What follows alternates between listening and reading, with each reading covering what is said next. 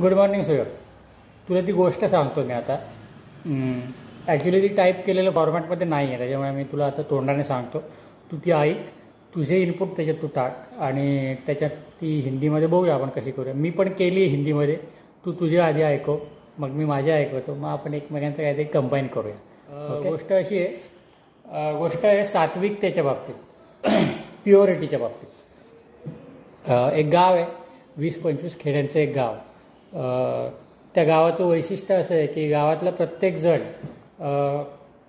जण हे आजूबाजूच्या गावांमध्ये भिक्षुकी करून, पूजापाठ करून, भिक्षा मागून आपलं घर चालवतो आहे. त्याच्यामुळे गावामध्ये खूप सधनता नाही आहे, खूप श्रीमंती नाही आहे, पण समाधानी आहेत सगळेजण.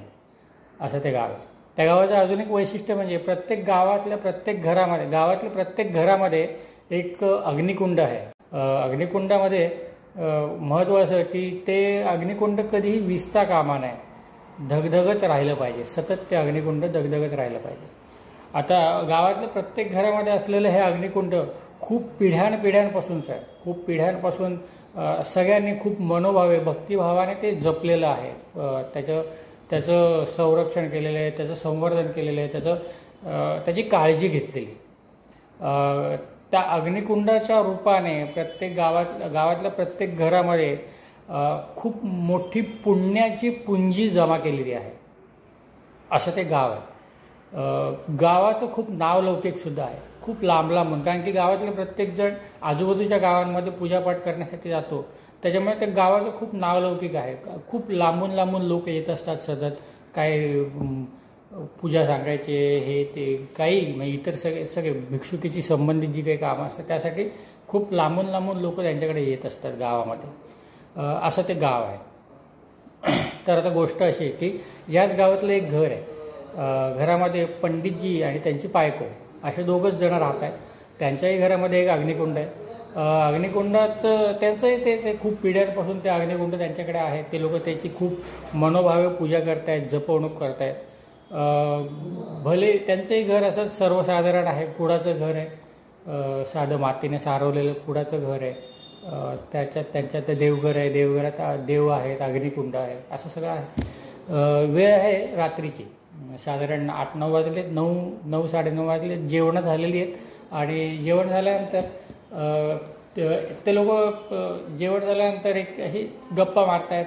आता झोपण्याआधी एकदा अग्निकुंडातली ती राख सावरायची, म्हणजे मग ते रात्रभर तेवत राहील आणि मग दुसऱ्या दिवशी सकाळी पुन्हा पंडितजी त्याची पूजा करतील, तेव्हा ते पुन्हा त्याचं सावरासावर करतील, पुन्हा त्याचे निगा राखतीलच. असं ते सगळं नेहमीचं ठरलेलं शेड्यूल आहे, त्याप्रमाणे ते लोक वागतात.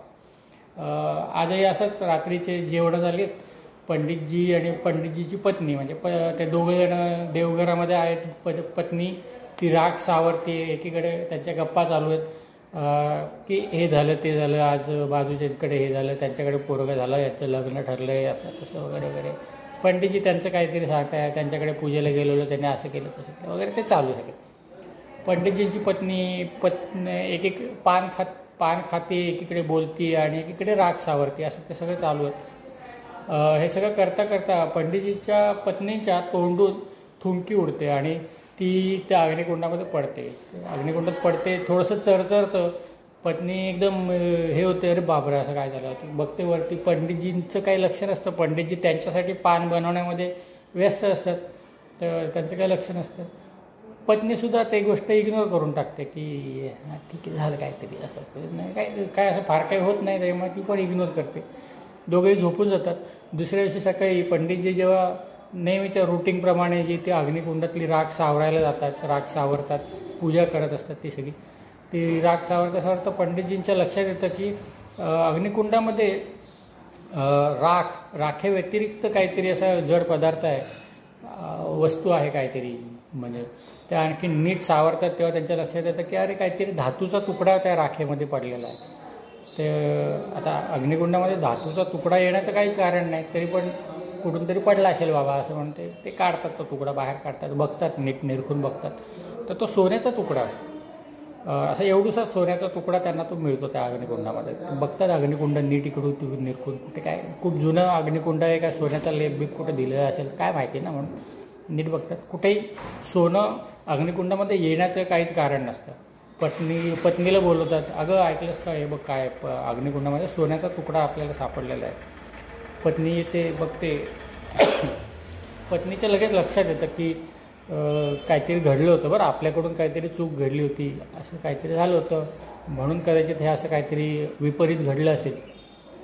ती पंडितजींना कबूल करते की काल माझ्याकडून बोलता बोलता थुंकी उडाली होती, त्यामुळे हे असं काहीतरी विपरीत घडलं आहे आपल्या अग्निकुंडामध्ये. पंडितजी तिची समजूत काढतात की अगं ठीक आहे, म्हणजे तुझ्याकडून ते चुकून घडलं होतं, म्हणजे देवसुद्धा तुला माफ करेल, आपल्याला माफ करेल, असं काही देव आपल्यावर कोपणार वगैरे नाही, तू काही काळजी करू नकोस.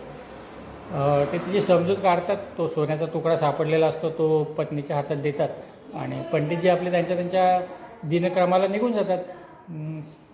पूजापाठ कुठे आजूबाजूच्या गावात जे काय ठरलेलं असेल ते करायला निघून जातात. संध्याकाळी जेव्हा पंडितजी घरी येतात तेव्हा काय झालं, बघ काय टेन्शन घेऊ नको, तुला सकाळचं टेन्शन घेतलं असतं, तू अजून काय टेन्शन घेऊ नको, तुला मी बोललो ना की ते चुकून घडलं होतं, तर देवसुद्धा तुझ्या काय आपल्याला काही देव कोपणार वगैरे नाही, आपली चूक होती म्हणून तो माफ करेल आपल्याला, असं काय टेन्शन घेऊ नकोस. पत्नी बोलते की नाही असं काय नाही आहे, म्हणजे ते तर आहे, ते चूक होती ती माफ करेल देव आपल्याला, पण तुम्ही काय दिलेत मला एवढ्या वर्षात, 5 वर्षापासून हे फाटकं लुगडं वापरते मी, तुमचं पण धोतर 5 वर्षापासून फाटलेलं आहे, कधी आपण नवीन कपडे घेणार, कधी आपण, मी या सोन्याची काल किंमत काढली, 500 रुपये मिळणार आहेत या सोन्याची. समजा हे सोनं आपण विकलं तरीसुद्धा 500 रुपयामध्ये काय होणार आहे, काहीच नाही होणार आहे. म्हणजे आपलं एवढे वर्षानुवर्षांचं जे दारिद्र्य आहे ते तसंच राहणार आहे, ते तसंच राहणार आहे, त्याला काहीच अर्थ राहणार नाही. पंडितजींच्या थोडासा प्रकार लक्षात येतो, काहीतरी पत्नीच्या डोक्यात वेगळंच काहीतरी चालू आहे असं लक्षात येतं त्यांच्या. ते तिला म्हणजे ते थोडेसे सावध होतात. ते सांगतात की बाई तू हा असं काय विचार करते, म्हणजे असा अभद्र विचार का करतेस तू, आपल्याकडून एक चूक घडली होती, देवाने आपल्याला माफ केलेलं आहे, तुझ्या तो म्हणजे आपलं एवढं वर्षाचं हे शुद्ध पवित्र अग्निहोत्र आहे, त्यामध्ये थोडीशी विशुद्धी पडली तुझ्यात मुखातून, तर त्याचंसुद्धा देवाने आपल्याला सोनं करून दिलेलं आहे. सो एवढं शुद्ध आहे आपलं अग्निहोत्र. सो म्हणजे आपण ह्याचं पावित्र्य अजून जपलं पाहिजे, तू असं विचार नाही करायला पाहिजे. तर पत्नीचं डोकं सटकलेलं असतं. पत्नी चालू होऊन जाते पुन्हा की म्हणजे देवाने तुम्हाला एवढी चांगली संधी दिलेली आहे, कोणाच्याच अग्निहोत्रात आजपर्यंत कधी सोनं निघालेलं नाही, देवाने तुम्हाला एवढी चांगली संधी दिलेली आहे, तुम्ही संधीचं सोनं करायचं सोडून हे काय भिकेचे डोळे तुम्हाला लागलेत, असं तसं लय बडबड अगदी म्हणजे लग्न झाल्यापासून एवढ्या वर्षांपासून तिच्या मनामध्ये जे साचलेलं असतं ते सगळं ती बोलायला सुरुवात करते की तुमच्यामुळे लग्न झाल्यापासून माझ्या आयुष्याचं बरबाद झालेलं आहे, फार वाटोळं झालेलं आहे, तुम्ही मला कधी एक म्हणजे मनासारखं जगू दिलेलं नाही, फाटकं लुगडंच नेसते मी किती वर्ष झाले, पुन्हा पावसाळा सुरू होणार, पुन्हा घर गळणार, पुन्हा आपण रात्रभर पावसाचे पाण्याचे ठिपके सांभाळत जगणार, असं तसं वगैरे खूप बोलायला लागतं. पंडितजी तिची खूप समजूत काढण्याचा प्रयत्न करतो, पण त्याला काय ती आवरेनाशी होते. पत्नी शेवटचा पर्याय पंडितजी समोर ठेवते की तुम्ही या संधीचं सोनं करणार आहात की नाही, तुम्ही या अग्निकुंडातून अजून सोनं काढून मला देणार आहात की नाही. ते म्हणतात अगं ते चुकून घडलं होतं, कसं काय पुन्हा करणार आपण, असं नाही करू शकत आपण. ती म्हणतात तुम्ही नसेल करणार तर मी करते. खूप तडाख्याचं भांडण होतं, खूप कडाक्याचं भांडण होतं. पत्नीचा स्वतःवरचा ताबा सुटतो आणि ती पंडितजींच्या समोर अग्निकुंडामध्ये पुन्हा एकदा थुंकते, जाणीवपूर्वक थुंकते. पुन्हा अग्निकुंडामध्ये मोठ्या ज्वाला पसरतात, तडतड होतं, अग्निकुंड शांत होतं आणि यावेळेस अग्निकुंडामध्ये त्यांच्या दोघांच्या डोळ्यासमोर थुंकीचं सोनं होतं. दोघंही अवाक होऊन बघत राहतात. एक्सपेक्टेड नसतं, एक्सपेक्टेड असतं सुद्धा, पण ते सोनं निर्माण होतं हे खरं आहे. आज म्हणजे पंडितजी खरंच खूप अवाक झालेले असतात, त्यांना कळत नाही आता काय करायचं. पत्नी करून तर बसलेली आहे, सोनं निर्माण तर झालेलं आहे, आता काय करणार. पंडितजी ते आपलं सोनं काढतात, आता म्हणतात हे घे बाई सोनं, 500 रुपये मागच्या वेळेस मिळाले होते, आता तुला 5000 रुपये मिळतील, तू तुझ्यासाठी लुगडं घे, काय करायचं ते कर, पण शांत हो. इथून पुढे होतं असं की एक लालसा पंडितजींच्या मनात सुद्धा निर्माण होते पत्नीच्या मनात निर्माण झालेली असते त्याप्रमाणे पंडितजींना सुद्धा आता असं वाटायला लागतं की आपलं घर खरंच गळतंय, आपण आपल्या बायकोला खरंच सुख दिलेलं नाही आहे, काय नाही तर ॲटलिस्ट घराचं छप्पर तरी रिपेअर करून घेऊया. पत्नीला असं वाटायला लागतं आपण आपल्यासाठी साडी घेतली, पतीसाठी आपण कधी साधं लुगडंसुद्धा घेतलेलं नाही आहे, पतीसाठी सुद्धा लुगडं घेऊया. या ना त्या कारणाने अपेक्षा वाढायला लागतात, लोभ वाढायला लागतो आणि बघता बघता घराचा कायापालट होतो. पंडितजींचं राहणीमान सुधारतं. फाटक्या लुगड्याच्या ऐवजी 2 जोडी लुगडी येतात, फाटक्या धोतराच्या ऐवजी 5 जोडी धोतर येतात, टोपी येते, सदरा येतो. घराचं छप्पर गवताचं असतं ते पत्र्याचं होतं, पत्र्याचं असतं ते सिमेंटचं होतं. घराच्या भिंती कुडाच्या असतात त्या मातीच्या होतात, विटांच्या होतात. बघता बघता घराचा कायापालट होतो. आता ही गोष्ट जशी पत्नीला आणि पत्नीला दोघांनाच माहिती असते, पण जे बदल घडत असतात ते तर सगळं गाव बघत असतं, सगळं गाव ही गोष्ट बघत असतं. सगळ्या गावांच्या लक्षात येतं, सगळ्या गावामध्ये कुजबूज सुरू होते. यांना काय असं घबाड सापडलं आहे, यांना काय असं सापडलं आहे की हे एवढे श्रीमंत होऊ लागलेले आहे. पंडितजींचं आणि त्यांच्या दोघांचं आधीच ठरलेलं असतं की भले हे आपल्या दोघांना माहिती आहे पण हे कोणाला सांगायचं नाही. पंडितजी खरंच कोणाला नाही सांगत, पण गाव तर विचारत राहतं. पंडितजी काय घरातून एकदा निघून गेले दिवसभर की त्यांना कोणी विचारत नाही. पत्नीला तर सगळेजण येऊन विचारतात काय झालं. शेवटी ती सुद्धा बाईच आहे. मैत्रिणींमध्ये बोलता तिच्या तोंडून निघून जातं की असं घडलं होतं, असं झालं, मग आम्हाला असं सापडलं. आता आम्हाला आता गरज भासली की आम्ही सोनं निर्माण करतो आणि आमची गरज भागवतो. बघता होतं असं की सगळं गाव आपल्या घरातल्या अग्निकुंडामध्ये हा प्रयोग करून बघतं. आणि मोठी गोष्ट अशी की सगळ्या गावातल्या अग्निकुंडामध्ये सोनं निर्माण होतं आणि सगळं गाव बघता कायापालट होऊन जातो. सगळ्या गावामध्ये बघता कुडाची घरं मातीची होतात, विटाची होतात आणि सिमेंटची घरं होतात. सगळं गाव श्रीमंत होऊन जातं. अगदी मोजून फार कमी वेळामध्ये गावाचा कायापालट होतो. जे गाव भिक्षुकीसाठी, पूजापाठसाठी, एका पवित्र कामासाठी ओळखलं जायचं, त्या गावाची चर्चा आता पंचक्रोशीमध्ये श्रीमंतीसाठी होऊ लागते.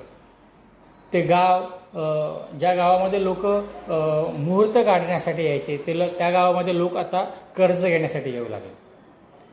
आता जसं पैसा येतो, श्रीमंती येते, त्या श्रीमंतीबरोबर काही ज्या नको असलेल्या गोष्टी त्यासुद्धा येतात. गावामध्ये नाच गाणी चालू होतात, थोडासा विभत्सपणा सुरू होतो. जे गाव संध्याकाळी 7-8 वाजता झोपी जायचं, आता त्या गावामध्ये रात्री 12-12, 2-2, 1-1 वाजेपर्यंत नाचगाणी चालतात. अशा या गावाची कायापालट होत जाते. आता ह्याच गावामध्ये अजून एक घर आहे.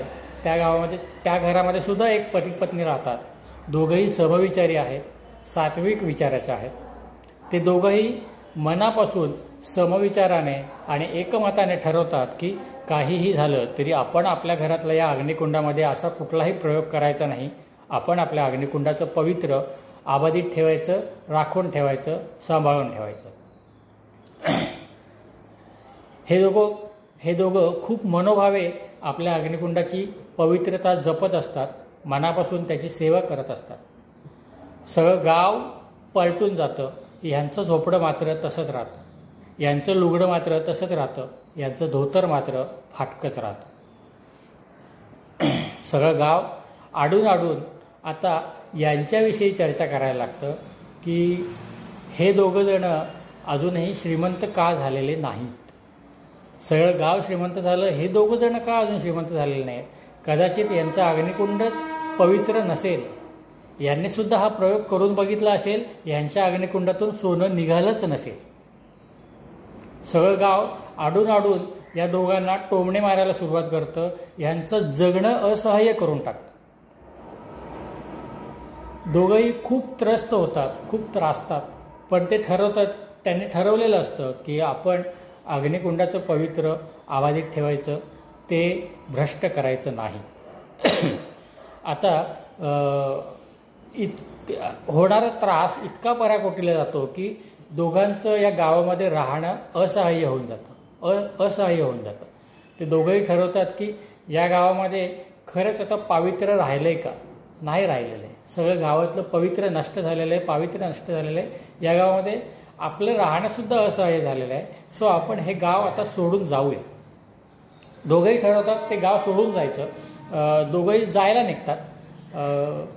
छोटंसंच घर असतं, दोघंही गरीबच आहेत, म्हणजे ती फॅमिली गरीबच फॅमिली आहे. अगदी 3 बोचक्यांमध्ये त्यांचं घर, त्यांचं सगळं संसार बांधला जातो. त्यांचं ते 3 बोचक्यांचा संसार ते आपले खांद्यावर घेतात, बायको आपली ते खांद्यावर घेते. अग्निकुंडाचं पवित्र राखणं आणि अग्निकुंडाची जी काय मर्यादा आहे ती राखण्यासाठी, म्हणजे त्याचा तो नियम आहे की बाबा अग्निकुंड जोपर्यंत गावाच्या वेशीपर्यंत ते अग्निकुंड पवित्र राहिलं पाहिजे, तेवत राहिलं पाहिजे. एकदा वेशीच्या पलीकडे गेलात, प्रवास करताना ते विजलं तरी चालू शकतं. म्हणजे पुढे जाऊन मग तुम्ही जिथे कुठे सेटल व्हाल तिथे ते पुन्हा तुम्ही तुमचं पवित्र अग्निहोत्र जळत ठेवा.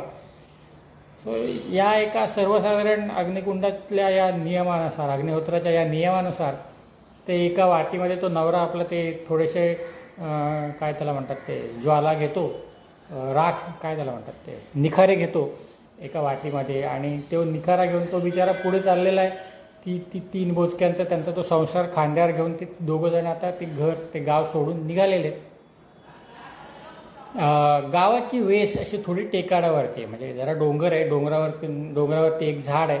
त्या झाडाच्या पलीकडे गेले की साधारणपणे ती गावाची वेस ओलांडली असं त्याचं ते गृहीत धरलं झालं असतं. सेम म्हणजे नवरा विचार ते अग्निकुंडाचा तो निखारा घेऊन वाटेमध्ये घेऊन त्या टेकाड्यावरती प्रवास सुरू केलेला आहे. बायकोसुद्धा त्याच्या मागून प्रवास करते. दोघांनाही मनातून खरंच खूप दुःख झालेलं आहे, कारण की खूप वर्षापासूनचं हे गाव आहे, या गावातल्या लोकांबरोबरचे संबंध आहेत. ते असं सोडून जायचं अचानक त्यांना पण खूप त्रासदायक आहे. पण त्यांनी जर ठरवलेलं आहे, तो निर्णय घेतलेला आहे, तर ते त्या दृष्टीने प्रवास करताय. बोलता दोघंही त्या झाडापर्यंत येतात, त्या डोंगरावरच्या त्या झाडापर्यंत येतात, वेशीपर्यंत येतात. आता वेशीच्या पुढे अग्निकुंडातला तो निखारा जपण्यामध्ये काहीच अर्थ नव्हता, म्हणून तो म्हणतो की आता मी हा अग्निकुंडातला निखारा या वेशीच्या इथे अर्पण करतो, मग आपण पुढे सेटल होऊ तेव्हा नवीन अग्निकुंड परत पेटवूया. तो ते निखारा विझवण्यासाठी म्हणून खाली वाकतो. अग्निकुंडातला तो निखारा ती वाटी अशी खाली उलटी करतो. बायको पण खूप मनाने दुःखी झालेली आहे. ती सहज आपली जस्ट मागे वळून एकदा गावाकडे बघूया म्हणून ती गावाकडे बघते. तेवढ्या वेळात ती वाटी उलटी करतो, अग्निकुंड विझवतो. बायको मागे गावाकडे बघत असते उंचावरून. तिच्या तोंडून एक हुंकार बाहेर येतो. त्यालाही खूप दुःख झालेलंच आहे की एवढ्या वर्षाचं अग्निकुंड त्याने विझवलेलं असतं. त्याच्याही मनातून तो खूप दुःखी झालेला असतो. बायको नवऱ्याला सांगते की अहो जरा इकडे बघा. तो पण मागे वळून बघतो, उठून बघतो, बायको बघते त्या दिशेने. तर ती त्या गावाकडे बघत असते. तो सुद्धा त्या गावाकडे बघायला लागतो. अख्खं गाव बघता अग्नीच्या भक्ष्यस्थळी पडलेलं असतं. सगळं गाव जळायला लागलेलं असतं. तेव्हा तो नवरा तिला सांगतो की हे बघ, या गावातलं हे शेवटचं पवित्र अग्निहोत्र उरलं होतं. या शेवटच्या पवित्र अग्निहोत्राने हे गाव जपून ठेवलं होतं. हे अग्निहोत्रसुद्धा विझलं. आता या गावातलं सगळं पवित्रता नष्ट झालेली आहे. ज्या अग्निकुंडाने, ज्या अग्नीने या गावांना भरभरून दिलं, त्याच अग्नीने या गावातलं सगळं काढून घेतलेलं आहे, जाळून टाकलेलं आहे. अशी ही गोष्ट आहे. गोष्टीचा सार असा आहे की, गोष्टीचा सार जो मी सांगतो तो असा आहे की प्रत्येकाचं स्वतःचं एक अग्निहोत्र आहे. प्रत्येकाच्या अग्निहोत्रामध्ये जो तो या न त्या कारणाने थुंकतच असतो. फक्त काळजी आपण अशी घेतली पाहिजे की आपल्या अग्निहोत्राचं पवित्रता राखता येईल याची आपण काळजी घेतली पाहिजे. अशी ही गोष्ट. बघ आता तू तुझ्या दृष्टीने तुला कसं करता येईल ते कर. थँक्यू.